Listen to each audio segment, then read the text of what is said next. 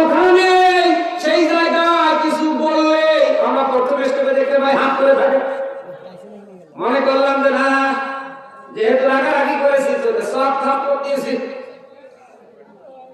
ও সাদা হয়তো আজ রাতে কথা বলবে না, কালকে দিন থেকে কথা শুরু করবে। কিসের কি 24 ঘন্টা পার হয়ে যায়, একদিন চলে যায়, ও দেখছি 7 দিন চলে যায়, সব আন খুলে না। জবান খুলতে গিয়ে দেখা যায় অনেকে লাভ দিয়ে চলে যায়, অনেকে আত্মহত্যা পর্যন্ত করে। কথা বলছি কি করে?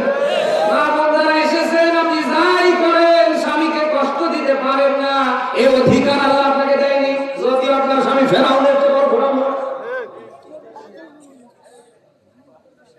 আজ আমার দেশের মায়েরা সব বোঝে, এটা বুঝতে চায় না। এই যে বিশাল বড় শীতের রাত, স্বামী বেচারা বাজারে আসবে, এটা গায়ে বিড়ি খাও, ওটা গায়ে চা খা, এই বিড়ি আর চা টানাটানি করতে রাত 12টা পার হয়ে যায়। বাড়ি যেতে যেতে মনে করেন আরো তো কয়েকটা দোকান আছে যারা বিড়ি খায়, ওদের বিড়ি দেখলেই ওদের বিড়ি খাওয়ার দরকার আছে। আমি বানিয়ে বলছি, যারা পান খায় ওদের পান দেখলেই পানে নেশা ওঠে, যারা বিড়ি খোর আরাক খোরকে দেখলেই বিড়ি খাওয়ার দরকার। বিড়ি টানতে টানতে বাড়িতে এসেছে, মনে করেন 12টা পার হয়ে গিয়েছে, দরজায় এসে নাম দিচ্ছে শেফালি। ও কিন্তু ঘুমায় নিজেকে, আজকে ঘুমানোর ভান করছে, ডাকতে ডাকতে বেচারা গলা ভেঙে শেষ, এরপরেও দরজা খুলতে চায় না। যদিও আধা ঘন্টা পরে দরজা খুলে তার রাগ কি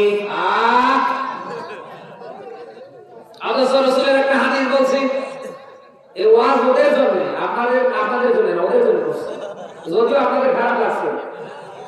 রাসূলের একটা হাদিস বলছি, আল্লাহর নবী বলেন, কোন স্ত্রী যদি ফরজ নামাজে থাকে, কোন নামাজে স্বামী ঘরে আসবে, ঘরে এসেছে, এখনো ঢোকেনি, দরজায় নক দিয়েছে, এই আওয়াজ স্ত্রীর কানে কোন ভাগ বসেছে, এই কানে কোন রকম একটা আওয়াজ শোনার সাথে সাথে স্ত্রীর কাজ হবে ফরজ নামাজটা সংক্ষেপ করবে। কি করবে বলেন? আর বাদ বাকি নামাজ দিয়ে যদি থাকে, নামাজ ছেড়ে দিয়ে স্ত্রীর কাজ হবে দরজা খুলে সামনে ভিতরে নেওয়া। যেখানে ফরজ নামাজ শর্ট করবার কথা, অথচ একটু রাতের গভীরে গেলে অনেকেই আছে জেগে জেগে ঘুমায়, দরজা খুলতে চায় না।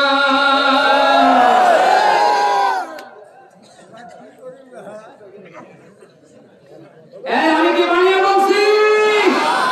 কিসের আপনার জন্য একটু টিউবওয়েল থেকে গরম পানি নিয়ে আসবে, তরকারি গরম করবে, ঠান্ডার দিনে আপনার আদর করে খাওয়াবে, ল্যাপের নিচে একটু আদর করে ঘুমানোর ব্যবস্থা করবে, দরজা খুলে ওরে আর খুঁজে পাওয়া যায় না। আমি যখন আর খাবার খুঁজে পাচ্ছেন না, কি গো, আর ওখান থেকে কুত্তার মতো ঘুরে ঘুরছে।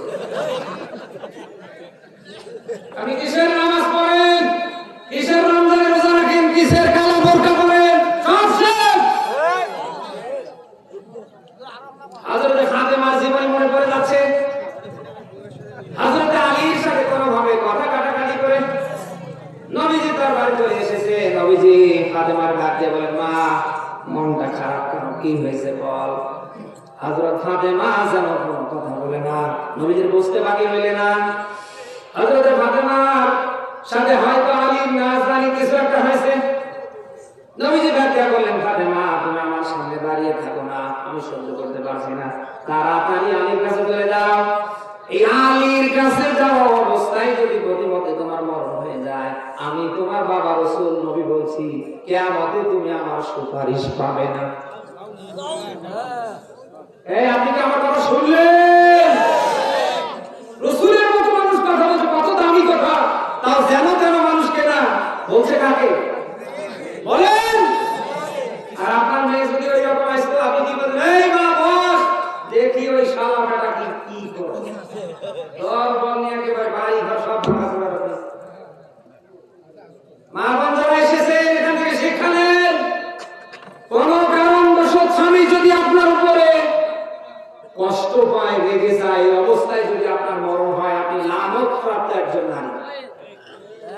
যত বড় হুজুর এসে আপনার জানাজা দেয়, ও কাবা ইমাম করে ফেরেশতা জিবরাইল এসে জানাজা গোটা গাইবান্ধা জেলার মানুষ নিয়ে দিলে লাভ হবে না। আপনি দায়ুস লানত প্রাপ্ত, আপনার ঠিকানা জাহান্নাম।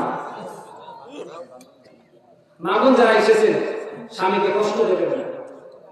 যতটুকু পারেন স্বামীকে হাসি খুশিতে রাখার চেষ্টা করবেন, কারণ আমরা বাহিরে থাকি, আমাদের মেজাজ ঠিক থাকে না, বিভিন্ন কর্মকাণ্ড পরিচালনা করতে গিয়ে আমাদের সব জায়গায় মন মানসিকতা ঠিক থাকে না। আমরা দুনিয়ার কর্মব্যস্ততা শেষ করে যখন ঘরে যাই, আপনাদের মুখের দিকে তাকালে আমাদের কষ্ট দূর হবার কথা, কিন্তু আপনাদের মুখের দিকে তাকালে আরো কষ্ট বেড়ে যায়। বলে না কেন ভাই? 4 দিন 5 দিন 7 দিন পরে বাড়িতে যাবেন, বউ দেখা মাত্রই সালাম দেবে, মুস্কি হাসি দেবে, ও সালামও নেই হাসিও নেই, একেবারে অন্যরকম রূপ ধারণ করে বসে আছে। কেমন লাগে বলেন তো? যদি এলাকায় এরকম নেই, মামুনরা এসেছেন হাসি মুখে কথা বলা সুন্নাহ। প্রত্যেকটা রাসূলের স্ত্রীরা হাসি মুখে কথা বলেছেন। এই যে কালকে থেকে আপনার 1 নাম্বার কাজ হবে, স্বামীকে দেখা মাত্রই 1 নাম্বার সালাম দেবেন। 2 নম্বরে স্বামীর সাথে হাসি মুখে কথা বলবেন। কোন মুখে কথা বলবেন? আরো জোরে বলেন। 3 নম্বরে যদি পারেন স্বামীকে নিজ হাতে প্রতিনিয়ত গোসল দেওয়ার চেষ্টা করবেন। দেখেন তো মহব্বত পারে কিনা। কোন স্ত্রী যদি তার স্বামীকে নিজ হাতে গোসল দিতে পারে, যত ফোঁটা পানি জমিনে পড়বে প্রত্যেকটা ফোঁটার বিনিময়ে একটা করে নেকি আল্লাহ আমলনামায় দান করবে। সুবহানাল্লাহ। আমি দেখেছেন আছে কোথায় আর চলে যায় স্বামী বাদে আটশি দরবারে, রাজার বাগে, কুতুব বাগে, বিভিন্ন মাজারে খানকায়। কথা না বুঝি কি করে? কোন স্ত্রী, আমি আবার কথাটা রিপ্লাই করছি, কোন স্ত্রী যদি তার স্বামীকে নিজ হাতে গোসল দিতে পারে, যত ফোঁটা পানি গোসল দিতে জমিনে পড়বে প্রত্যেকটা ফোঁটার বিনিময়ে একটা করে নেকি আল্লাহ স্ত্রীর আমলনামায় দেবে। যদি পারেন গোসল শেষে আপনার স্ত্রী হিসাবে স্বামীকে নিজ হাতে সাজুগুজু করাবেন। স্বামীকে সাজাতে গিয়ে যত সময় নেবেন নফল নামাজ পড়ার সওয়াব আল্লাহ আপনাকে দেবে। আপনি পারেন না, এরপরে সব সময় স্বামীর কাছে আপনি সাজুগুজু অবস্থায় থাকবেন। আপনার পাওয়া যায়, আমরা কাপড় চোপড় কিনে দিয়ে মারা যায়, কাপড় চোপড় আমরা কিনে দিয়ে মারা যায়, অথচ মনের ভুলে আমাদের জন্য সাজে না। সাজে কখন? ওই যে দাওয়াত বাড়িতে, অনুষ্ঠান বাড়িতে, বোনের বাড়িতে, বোনের বাড়িতে, এর বাড়িতে, ওর বাড়িতে যাবে যখন। কথা বলছি কি করে? কোথাও যাবার কথা শুনে ও সাজ দেখে, আর আমাদের সামনে সব ময়লা যত কাপড় চোপড় করে থাকে, চিমটি দিলে যেন মনে করেন কয়েক কেজি ময়লা উঠে। দেশে আজ অনেকের বউ থাকার পরে দেখবেন যে বিভিন্ন জায়গায় সাইড লাইন করে, লাইন বোঝেন তো, না মেরে করবে এটা কি আমার বলেন তো? কারণ বিয়ের পর থেকে নিয়ে শুরু করে এক জিনিস আর কতই ভাবে দেখে। ওই 3 দিন আগে যে কাপড়, ওই কাপড় এখন পর্যন্ত, সে কাপড় থেকে যে গন্ধ আসছে বাচ্চাদের শয়তান পর্যন্ত থাকতে চায় না। কেন? আপনার স্বামী খেয়ে রাখে, আপনাকে কাপড় চোপড় কিনে দেয়, আপনি ওগুলি বের করেন পরেন। একটা দিন স্বামী করে সাজতে চায়, সব সাজুগুজু ওদের দুলা ভাই, মার্কেট, বাজার, বিভিন্ন জায়গায় যাওয়ার জন্য। ইসলামে এগুলির জন্য সাজা জায়েজ নেই। মা বোনেরা এসেছেন, কান খারাপ করে শুনবেন, আপনার সাজা জায়েজ আছে শুধু স্বামীর জন্য, তার জন্য বলে, আরো জোরে বলে।